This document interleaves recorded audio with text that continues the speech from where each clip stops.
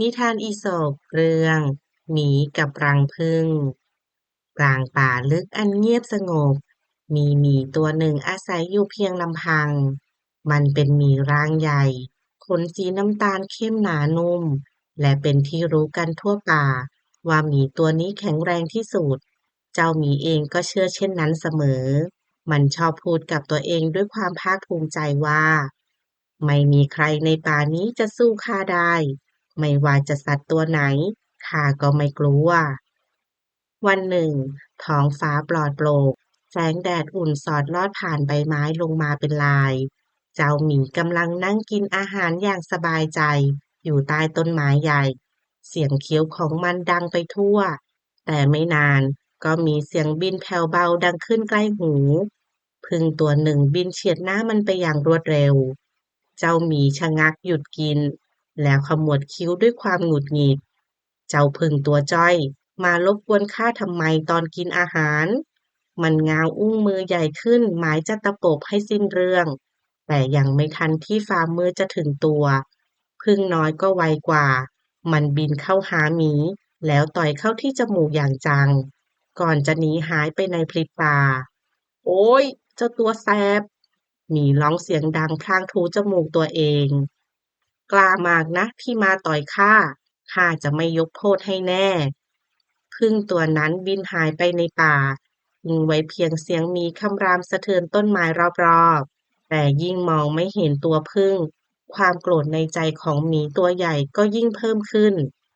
ไม่ใช่แค่เจ้าตัวเดียวหรอกข้าจะเอาคืนพวกเจ้าทั้งฝูงเลยคอยดูเถอะเมื่อกินอาหารเสร็จเจ้าหมีขี้โมโหก็ออกเดินตะเวนไปทั่วป่า มันเดินไปพร้อมกับเสียงบ่นพึมพำไม่หยุด จะต้องเจอรังผึ้งสักรังแน่ๆ แล้วข้าจะให้รู้ซะบ้างว่าพวกผึ้งตัวเล็กๆ ไม่มีทางสู้ข้าได้หรอก ไม่นานนัก มันก็พบรังผึ้งขนาดใหญ่ห้อยอยู่บนกิ่งไม้สูงฝูงผึ้งนับร้อยกำลังบินเข้าออกอย่างขมักเขม้นทำงานกันอย่างสงบ แต่สำหรับหมีในตอนนั้นความสงบไม่เหลืออยู่ในใจแม้แต่น้อย มันคำรามเสียงดังลั่น พวกเจ้าผึ้งจำหน้าข้าไว้ให้ดี วันนี้ข้าจะทำลายรังของพวกเจ้าให้หมด ยังไม่ทันที่ผึ้งจะรู้ตัวหมีใช้กรงเล็บแหลมคมกระชากรังอย่างแรง รังของผึ้งตกลงพื้นแตกเสียงดัง และน้ำผึ้งไหลย้อยลงมาเป็นสายผึ้งนับร้อยนับพันต่างแตกตื่นพากันบินออกมาลุ่มต่อยอย่างโกรธจัด เสียงหึ่งหั่งดังไปทั่วอากาศ เจ้าหมีพยายามปัดป้องแต่ไม่อาจสู้จำนวนมหาศาลได้ ไม่นานนักมันก็ถูกต่อยบริเวณหน้าจนแสบไปหมด โอ๊ยพอเถอะข้ายอมแล้ว มันร้องเสียงหลงก่อนจะวิ่งหนีเตลิดล้มลุกคลุกคลานอย่างอ่อนแรงหมีนอนหอบหายใจแรงเหงื่อไหลเต็มตัว มันพึมพำเบาๆกับตัวเองข้าแค่โดนผึ้งตัวเดียวต่อย แต่กลับทำให้ตัวเองเจ็บยิ่งกว่าหลายร้อยเท่า เพราะข้าโกรธเพราะข้าไม่ยอมคิดให้รอบคอบก่อนทำ ตั้งแต่นั้นมาหมีตัวนั้นไม่เคยแตะต้องรังผึ้งอีกเลย ทุกครั้งที่เห็นผึ้งบินผ่าน มันเพียงยิ้มขมขื่นและพูดเบาๆว่าตัวเล็กๆพวกนั้นสอนข้าเรื่องใหญ่ที่ไม่มีใครสอนได้ เรื่องนี้สอนให้รู้ว่า